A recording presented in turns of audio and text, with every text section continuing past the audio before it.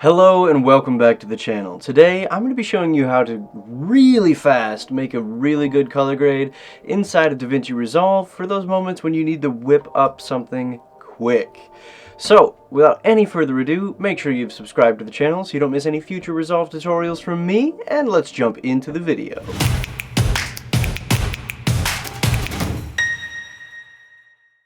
Here we are on the edit page inside of Davinci Resolve. This is a clip from a different video that I'm working on about tracking, and you can see that it's pretty much the same idea as this right here, same haircut, same everything. I shot this today. But you can see that it looks a little bit green, not very good. So the way that we get this from this to looking like this right here is by popping on over into the color page. So now that we're on the color page, we see that we have one node up here. For this, we're gonna need probably 4 or 5, maybe a couple more, but really don't be intimidated by this. It is pretty easy. So we're gonna start with 4 here, and I added those by pressing Alt-S, or you can right click on any of them and go to Add Node, Add Serial, and then it will make a new node. So on this first node here, we're just going to be doing a little bit of white balancing and some saturation.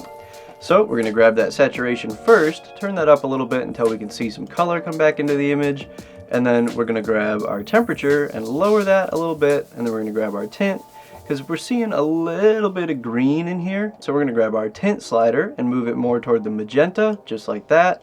And then what we're going to do next is level out the light levels here, because if we look at our histogram, we have a ton of stuff down here in the lower areas and nothing up here.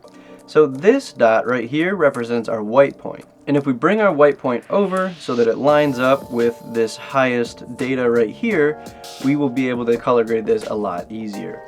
Then we're going to jump into our second node here, and we're going to play with a control called Luma Mix.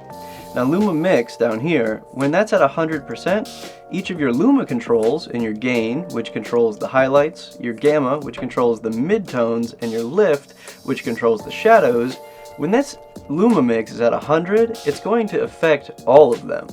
So if we were to change our shadows, it's going to even affect the highlights. But if Luma Mix is all the way turned down, we can adjust those shadows and our highlights are left alone for a much longer time. So what we're going to do now that we have that done is add a little bit of contrast in this second node, and then we're going to take our highlights down a little bit. We're going to bring our shadows way down till they're black, and then we're going to bring our midtones up a touch, and now we have our exposed properly person.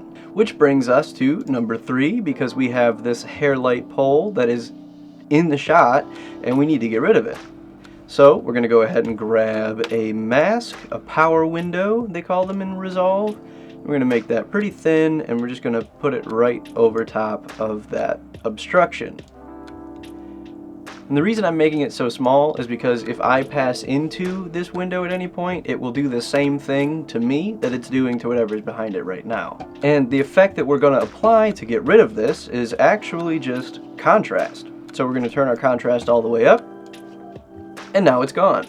It's that easy to get rid of something like that in the background. And now we have a properly exposed person, nothing going on in the background. Might be a little bright in the face there, so I'm going to go ahead and grab our highlights and bring those down, our gain, bring that down a touch.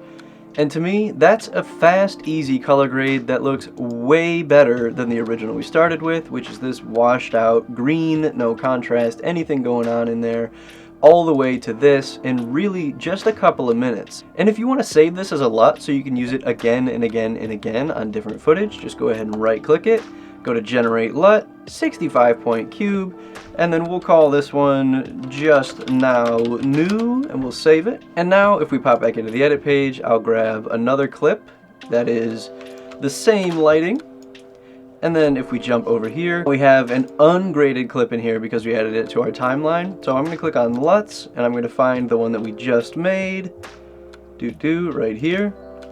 And then other than the mask that we made, those are the same. So all you have to do to get the same color grade the second time is mask that pole out and you're good to go. Color grading really steps up your production value, and it's something you should do on just about every single project. A video that's ungraded is almost always going to look worse than a video that's graded, especially if you grade it well. So make sure you take the time to get into coloring in Davinci Resolve, because it's an incredibly powerful tool, and you can go from looking really bad like this to looking pretty good in just a few minutes.